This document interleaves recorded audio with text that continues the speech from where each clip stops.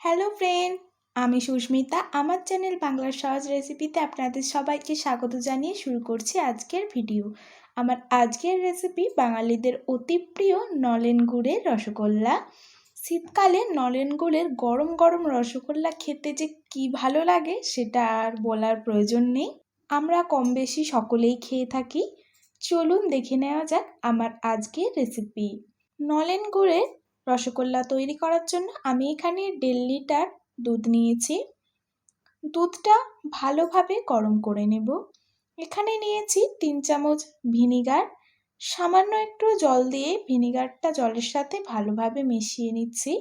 আমি এখানে ভিনিগার দিয়ে দুধের ছানা কাটিয়ে নেব। আপনারা চাইলে লেবু দিয়েও ছানা কাটিয়ে নিতে পারেন। দুধটা উতরানো পর্যন্ত অপেক্ষা করব। দেখুন দুধটা উতরে এসেছে। গ্যাসের ফ্লেমটা একদম লো করে দিচ্ছি। এরপর অল্প অল্প করে ভিনিগার আর জলের যে মিশ্রণটা করে রেখেছিলাম সেটা দিতে থাকবো আর অনবরত নাড়াচাড়া করে নেব। এতে ছানাটা খুব ভালো কেটে যাবে। একবারে সমস্ত ভিনিগারটা দিচ্ছি না, অল্প অল্প করে দিচ্ছি। দেখুন ছানাটা কত সুন্দর কেটেছে। ছানাটা খুবই নরম হয়েছে। এরপর একটা পাত্রের ওপর একটা পরিষ্কার কাপড় নিয়ে নিচ্ছি।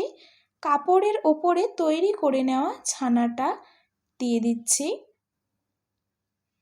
এরপর ছানার জলটা একটু ভালো করে চেপে চেপে ঝরিয়ে নেব।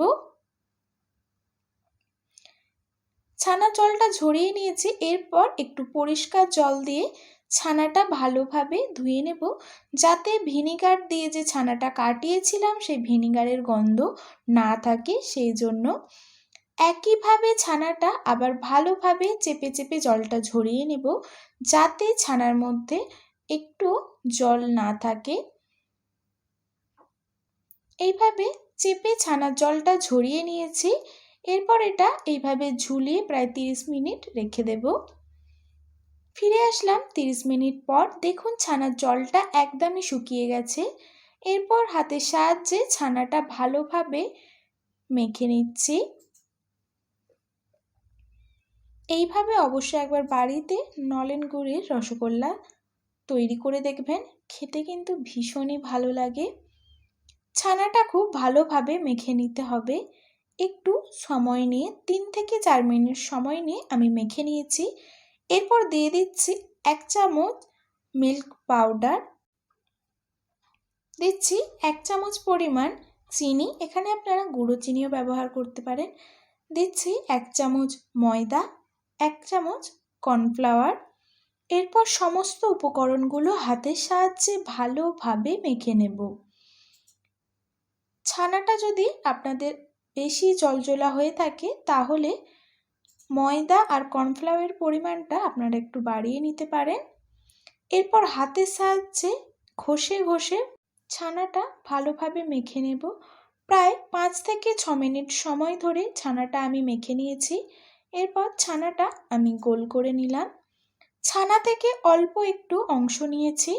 এরপর হাতের সাহায্যে রসগোল্লার আকারে গোল করে নিচ্ছি। ছানার যে মিষ্টিগুলো করছি এইগুলোর সাইজ একটু ছোট ছোট রাখছি, কারণ যখন রসে দেব তখন মিষ্টির সাইজগুলো ডাবল হয়ে যাবে সেই জন্য। একইভাবে আমি সমস্ত রসগোল্লাগুলো তৈরি করে নিয়েছি। এরপর রসগোল্লার শিরাটা তৈরি করে নেব। সেই জন্য কড়াই দিচ্ছি 2 কাপ পরিমাণ জল। ওই কাপের আধ কাপ দিচ্ছি নলেন গুড়। গুড়টা ভালোভাবে জলের সাথে মিশিয়ে নিচ্ছি। যখন গুড়টা ভালোভাবে ফুটে উঠবে তখন তৈরি করে নেওয়া রসগোল্লাগুলো দিয়ে দিচ্ছি। গ্যাসের ফ্লেমটা মিডিয়ামে করে দিয়েছি। এরপর ঢাকা দিয়ে রসগোল্লাগুলো 10 মিনিট হতে সময় দেব, যাতে রসগোল্লাগুলো ভালোভাবে সিদ্ধ হয়ে যায়। ফিরে আসলাম 10 মিনিট পর। দেখুন রসগোল্লাগুলো একদম ফুলে ডাবল হয়ে গেছে। রসগোল্লাগুলো একটু উল্টে দিচ্ছি। রসগোল্লাগুলো উল্টে দিয়েছি, আবার ঢাকা দিয়ে লো ফ্লেমে 10 মিনিট হতে দিলাম। 10 মিনিট পর ফিরে আসলাম। নাড়াচাড়া করে রসগোল্লাগুলো আবার ঢাকা দিয়ে 10 মিনিট হতে সময় দেব। রসগোল্লাগুলো তৈরি হতে আমার সময় লেগেছে 30 মিনিট। এরপর ওপর থেকে একটু নলেন গুড় ছড়িয়ে দিলাম। এরপর ঢাকা দিয়ে এটা ঠান্ডা হতে সময় দেব। তৈরি হয়ে গেল নলেন গুড়ের রসগোল্লা। ভিডিওটা কেমন হয়েছে কমেন্ট করে জানাবেন। ভালো লাগলে বন্ধু পরিজনদের সাথে শেয়ার করবেন। আমার চ্যানেলে নতুন বন্ধু হয়ে থাকলে আমার চ্যানেলটা সাবস্ক্রাইব করে নোটিফিকেশান বেলটা অন করতে ভুলবেন না আমার নিত্য নতুন রেসিপির আপডেট পাওয়ার জন্য। ধন্যবাদ।